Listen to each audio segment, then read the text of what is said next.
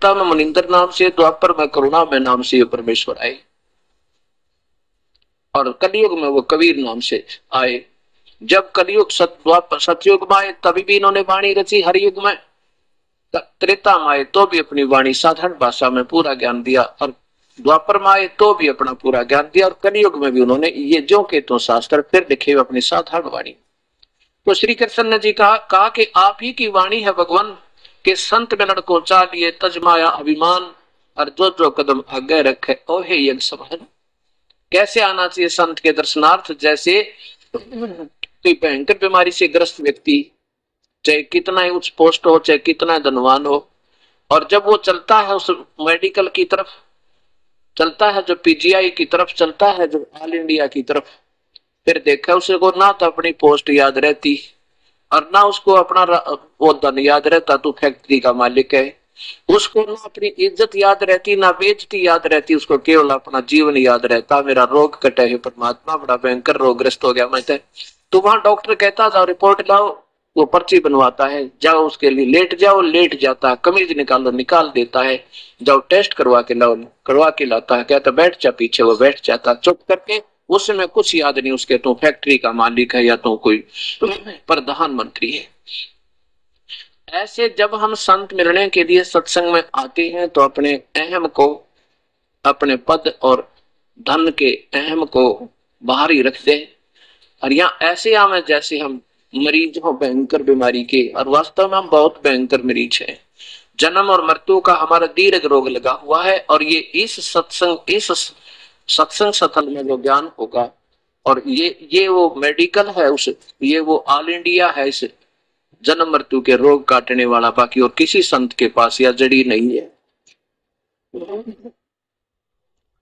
तो ऐसे कहा कि संत मिलन को चालिए तजमाया अभिमान, ऐसे आने वाले प्राणी को एक कदम का पुण्य, एक भी रख दिया, एक अश्वमेघ यज्ञ के तुल्य पुण्य होता है। तो श्री कृष्ण जी कहते हैं भगवान देखो ये पांचों पांडव आज इन आप अंतर्यामी हो, देख लो इनके हृदय में झांक के, आज कति रड़क नहीं इनके मन में, बिल्कुल सीधे हो रहे हैं, इनसे नरम आज कोई नहीं पृथ्वी पे। और ये और छठे हम द्वारकाधीश, ये तो वैसे सतोगुण भगवान थे, इनमें तो अभिमान कभी था ही नहीं। कहते हैं कि अब आप देख सकते हो, अब ऐसे आने का जो पुण्य आपकी तरफ एक कदम का, एक अश्व एक यज्ञ तुल्य पुण्य बनता है, तो वहां से लेकर इंद्रप्रस्थ से लेकर यहाँ तक हमारे जितने कदम बने परमेश्वर, उनमें से 100 रख दो और बाकी हमारी झोली में डाल दो, हमारा भी कल्याण हो। अब कहते हैं साधु दर्शन, साधु भूखा भाव का धन का भूखा ना, अजय कोई धन का भूखा वो साधु ना। अब वो तो उनको विनम्र करना चाहते थे परमात्मा, किसी प्रकार इनके मन का खोट निकल जाए, जब तक यजमान का अधीनी भाव नहीं होगा तो किया हुआ अनुष्ठान बिल्कुल व्यर्थ होता है। इसलिए परमेश्वर ने उसको, जैसे इंजेक्शन लगाने से पहले ना एक सेपरेट का वो लगाते हैं, डॉक्टर सेपरेट को लगाते हैं एक पवासा, वो उस स्थान को नरम भी करता है और जरम रहित कर देता है, तब वो इंजेक्शन की दवाई काम करती है, नहीं तो और बीमारी हो जा साथ में। ऐसे ही विनम्र करके तब ये उपदेश और ये अनुष्ठान कराए जाते ताकि ये पूर्ण काम कर सके और इसमें कोई खरपतवार ना पैदा हो जाए। तो तब उस रथ में बैठा के परमेश्वर को और लेकर पहुंच गए यज्ञ मंडप में। वहां क्या था कि 88,000 ऋषि और 33 करोड़ देवता ऊंच आसन पर बैठे बड़े गर्व के साथ, और 9,84 सिद्ध वहां पर विराजमान है।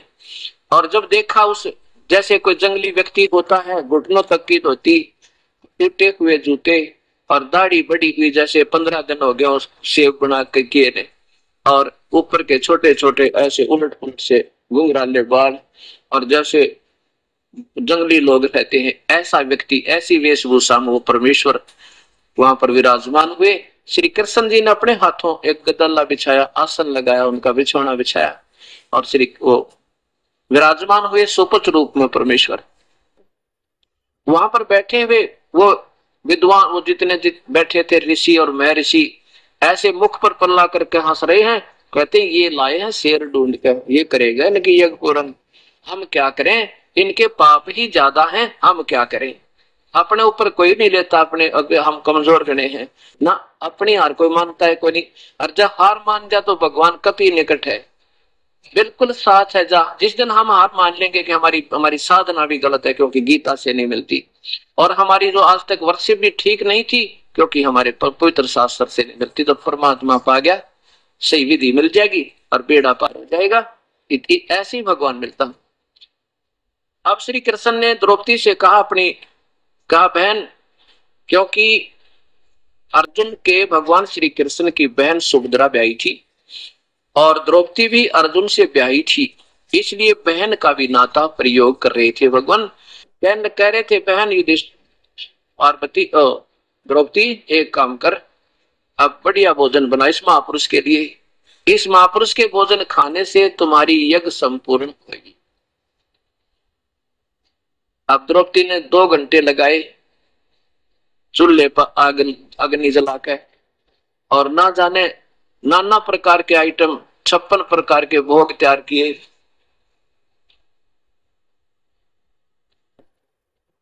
56 प्रकार के भोग तैयार किए, यानी नाना प्रकार की कटोरियों में, किसी में दही, किसी बड़े, किसी में खीर, किसी में आलू पालक, किसी में 25 प्रकार की कचौड़ी पकौड़ी हलवा, और नाना प्रकार की, किसी में दही, किसी में दाल, किसी में नाना प्रकार की सब्जी बना के और बढ़िया भोजन बना के और उस भगवान यानी सुदर्शन के सामने परोस दिया।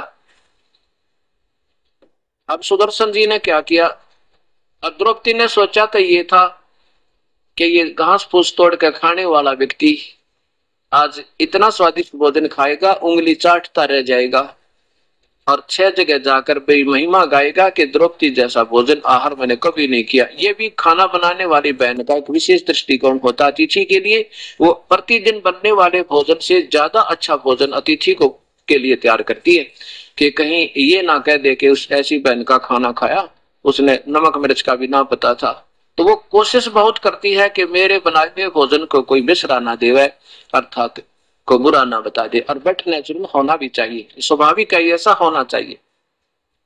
ऐसा ही जो द्रौपदी ने करके वो सारी थाली उनके सामने रख दी, कहा भगवान भोजन पाओ। अब क्या किया उस ऋषि ने, उदाहरण देने के लिए परमेश्वर ने कि घास ये कहीं जीभ चठोरी ना हो जाए मेरे अनुयायियों की। ये क्या सोचा कि आज तो ये मन नाना प्रकार के भोजन खा के और खुद